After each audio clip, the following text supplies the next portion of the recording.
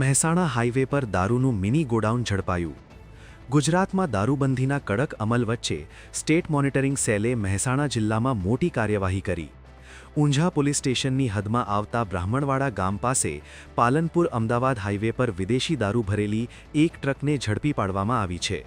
આ દરોડામાં કુલ 22,708 નંગ વિદેશી દારૂની બોટલો મળી આવી છે, જેની બજાર કિંમત આશરે 76 લાખ રૂપિયાથી વધુ હોવાનું મનાય છે.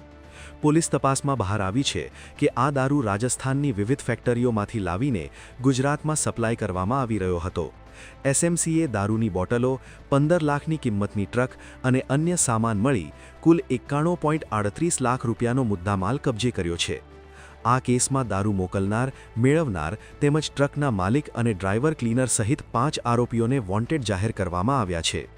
હાઈવે પર આટલી મોટી માત્રામાં થતી દારૂની હેરાફેરી પરથી સવાલ એ થાય કે બુટલેગરો આટલી હિંમત લાવે છે ક્યાંથી? શું તેઓને પોલીસ કે વહીવટી તંત્રનો ડર નથી લાગતો?